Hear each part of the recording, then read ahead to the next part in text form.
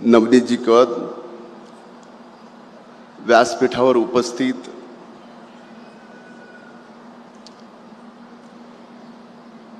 पशुसंवर्धन विभागाचे आणि जिल्हा प्रशासनाचे सर्व सन्माननीय अधिकारी, व्यासपीठावर उपस्थित परळी नगरीच्या नगराध्यक्षा श्रीमती पद्मश्री बाजीराव धर्माधिकारी, व्यासपीठावर उपस्थित माझे सर्वच महायुतीचे सन्माननीय जिवलग सहकारी बंधू भगिनी, आजच्या या कार्यक्रमाला इथं उपस्थित मोठ्या संख्येने असलेले या परळी विधानसभा मतदारसंघातील बीड जिल्ह्यातील माझ्या माता भगिनी, वडीलधारी मंडळी, मोठ्या संख्येने उपस्थित असलेल्या माझ्या तरुण भावांनो आणि माझ्या जिवलग पत्रकार मित्र बंधूंनो, भगिनींनो,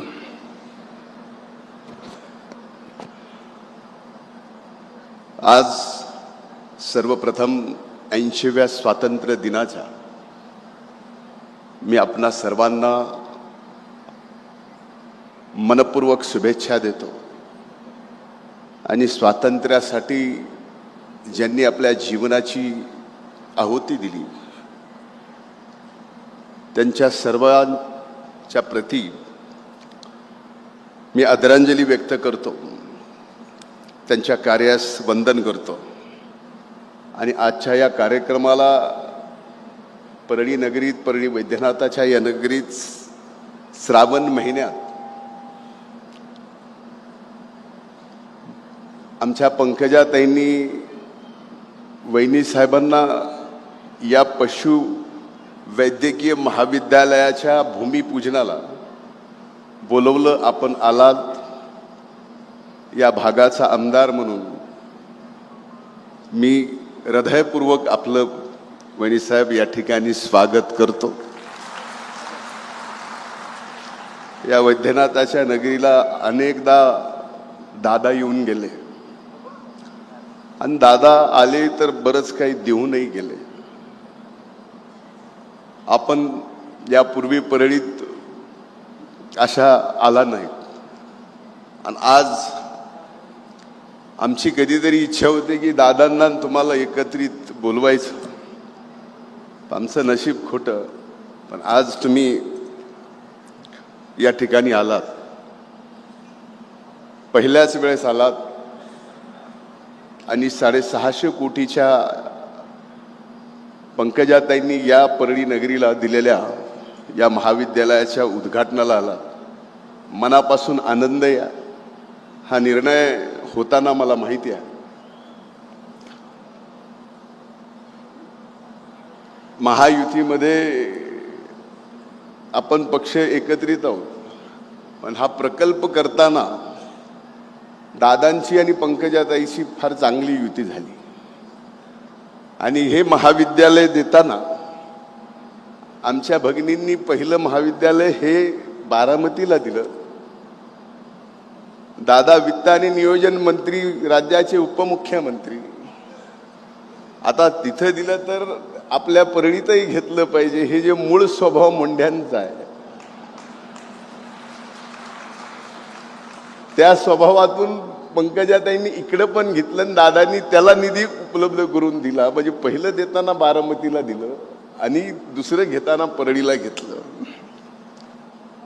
मला आठवतं की या बाबतीतली घोषणा दादांनी विधानसभेमध्ये या ठिकाणी केली आणि दोन्ही ठिकाणचे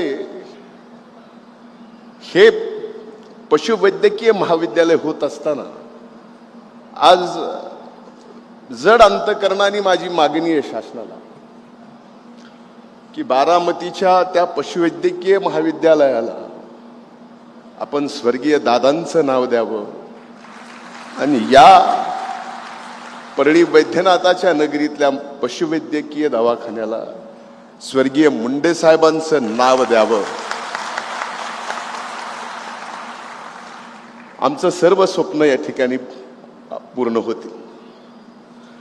आज या कार्यक्रमाच्या निमित्तानं बघा, मंत्री झाल्यानंतर कसे कसे फायदे असतात. ताई मंत्री झाल्या, 2 वेळेस झाल्या. पहिल्या 5 वर्षात एकदा महायुतीच्या सरकारमध्ये, आता महायुतीच्या सरकारमध्ये. आम्ही 2-3 वर्षातच 3-4दा झालो. शपथ मंत्री म्हणून घेतली. पहिला 2.5 वर्ष, पुन्हा 1.5 वर्ष, एकदा सामाजिक न्याय मंत्री म्हणून, कृषी मंत्री म्हणून. मला कृषी मंत्र्याची संधी मिळाली, दादांनी दिली. दादांनी या ठिकाणी कृषी मंत्री म्हणून पहिल्यांदा KYCचा विषय आपल्या बारामती ॲग्रोला कृषी मंत्री झाल्यानंतर मला पाठवलं. तिथं एक मोठं कृषी विभागाचा निधी त्या ठिकाणी दिला. आणि त्याच वेळेस मी परळीमध्ये कृषी महाविद्यालय, 3 वेगवेगळे महाविद्यालय आपण या ठिकाणी मंजूर केले. आता हा भाग कृषी आणि पशुधनाचा महाराष्ट्रात नाही, देशात लँडमार्क होणार हे परळी वैद्यनाथाची नगरी. या कृषीशी संलग्न असणारे 3 महाविद्यालय, पशुधनाच्या संलग्न असणारे 3 महाविद्यालय, आणि तेही राज्य दर्जाचे नाही, होताना राष्ट्रीय दर्जाचे नाही, तर दोन्हीही कृषी आणि पशुसंवर्धनचे ही महाविद्यालय आंतरराष्ट्रीय दर्जाचे होत आहेत. हा पशुवैद्यकीय दवाखाना 103 एकरमध्ये होतोय.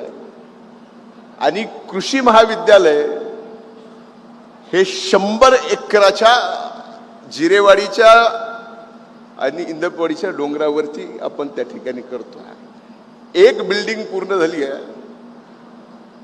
ज्या ठिकाणी रस्ता नव्हता, जाताना आम्ही पायी गेलो, अनेक जण इथं असतील मंडळी माझ्यासोबत वरती जाताना.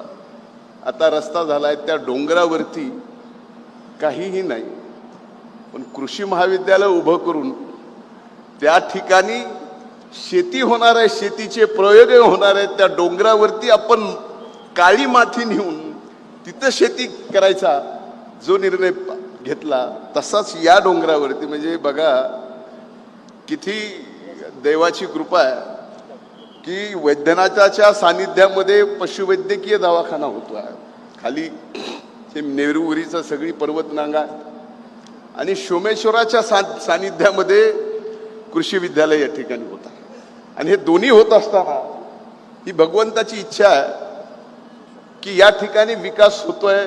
मंत्रीपद मिळाल्यानंतर त्याचा पहिला फायदा आपण आपल्या गावाला देतो.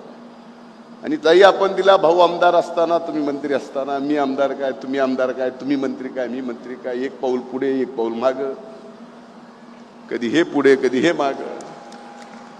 पण या भागाचा विकास होत नाही, बीड जिल्ह्याचा विकास होत नाही. आज बघणाऱ्यांनी हे बघावं. बीड जिल्ह्याच्या बाबतीमध्ये कालही माननीय संजय शिरसाट आले, त्यांनी म्हणले की लगेच निगेटिव्ह न्यूज जाते. अरे ही पॉझिटिव्ह न्यूज कधीतरी बीड जिल्ह्याची उभ्या महाराष्ट्राला आपण दाखवावं, ही माझ्या माध्यमांना हात जोडून विनंती आहे. हा विकास होतो आहे, हा बीड जिल्ह्याचा विकास. आणि हा विकास होत असताना या महाविद्यालयात फक्त बीड जिल्ह्याचे नाही, महाराष्ट्रातले नाही, तर राष्ट्रीय पातळीवरचे विद्यार्थी या ठिकाणी येणार आहेत. आणि हे येत असताना मला सांगा, आपल्या बाबतीत, आपल्या जिल्ह्याच्या बाबतीत अशा पद्धतीने जर बदनामी झाली तर इथं ॲडमिशन घेणार, इथं येणार, शिक्षण घेणार. अरे आज बीड जिल्ह्यातले विद्यार्थी स्पर्धा परीक्षेसाठी पुण्याला, संभाजीनगरला, नवी मुंबईला इथं गेले तर तिथं या बदनामीच्या कारणाने त्यांचे रेसिडेन्शियल, त्यांची राहायची व्यवस्थेला अडचणी आल्या. हे सुद्धा आपण लक्षात घेतलं पाहिजे. आणि एवढं मोठं समोर आव्हान असताना हा विकास या ठिकाणी, वहिनीसाहेब, पंकजाताई, आपण या ठिकाणी करताय. हा विकास कुणी कितीही काहीही जिल्ह्याच्या बाबतीत बोललं तरी हा सकारात्मक विकासाचं काम बीड जिल्ह्याला देशात अतिशय सकारात्मक करून दाखवील, हा या निमित्तानं मी शब्द देतो. आज या महाविद्यालयाचं भूमिपूजन करत असताना मला आठवतं स्वर्गीय मुंडे साहेब शेतकऱ्यांचे नेते, कष्टकऱ्यांचे नेते, ऊसतोड मजुरांचे नेते, आणि त्यांचं नाव या महाविद्यालयात, माझे वडील शेतकरी, त्यांना शेतीचा नाद अण्णांना, आणि त्याच्यासोबत जरा गावाकडे जनावरांचा पण नाद, कृषी पण या ठिकाणी महाविद्यालय होतं. आणि स्वर्गीय अण्णांना ज्या पशुधनाची आवड होती त्या महाविद्यालयाचं पण या ठिकाणी आज महाविद्यालयाचं भूमिपूजन होतं. मनामध्ये काही जरी झालं तरी मुलगा असो मुलगी असो, आपल्या वडिलांचं एखादं स्वप्न, एखादं काम कुठल्या तरी माध्यमातून पूर्ण केलं आणि त्याची व्याप्ती मोठी दाखवली तर एक समाधान मिळतं. ते समाधान नक्कीच आज पंकजाताईच्या मनामध्ये आहे आणि माझ्या मनामध्ये सुद्धा नक्कीच आहे. वहिनीसाहेब, आज आपण पहिल्यांदा आलात, आम्हाला मागायचं नाही, पण मागत असताना आम्ही नंतर मागू, पण आज एवढं सांगतोय की अशा परिस्थितीत आपण राज्याच्या उपमुख्यमंत्री म्हणून जबाबदारी स्वीकारली आहे. ती स्वीकारताना आम्ही सर्वजण जीवानीशी आपल्या ताकदीने मागं आहोत. हा महाराष्ट्र, हा बीड जिल्हा विकासाच्या दृष्टीनं आपल्याला आपल्या मार्गदर्शनाखाली पुढे आणायचाच आहे. माझी एकच या ठिकाणी विनंती आहे, काही मागायचं जरी नसलं तरी मला एक गोष्ट काही सहकाऱ्यांनी ठासून सांगितली की या भागामध्ये जसं 12 ज्योतिर्लिंगाचं हे स्थान आहे, श्रावण मास चालू आहे, तीर्थक्षेत्राचं फार मोठं काम सुरुवात पंकजाताईंनी केली. आता आपण शिखराकडे जातोय, मोठं काम या ठिकाणी आपण करतोय.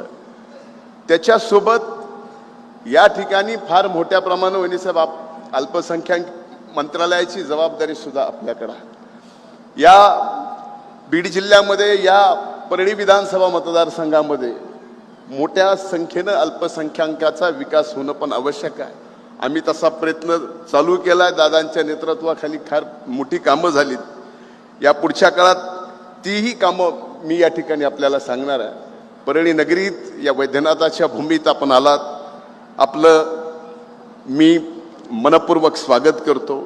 पंकजाताईंनाही मी मनापासून, आता बहिणीचे आभार मानू कसे, पण मंत्री म्हणून मानतो आणि आमदार म्हणून की आपण 650 कोटी रुपये या परळी वैद्यनाथाच्या नगरीला विकासासाठी दिले. आपले मनापासून आभार. या ठिकाणी सर्व सन्माननीय अधिकारी आले, जिल्हा प्रशासनाचे पण आणि पशुसंवर्धन विभागाचे पण, बांधकाम विभागाचे पण, या भागाचा लोकप्रतिनिधी म्हणून आपलेही मी स्वागत करतो, आभार मानतो. खूप खूप धन्यवाद. जय हिंद, जय महाराष्ट्र.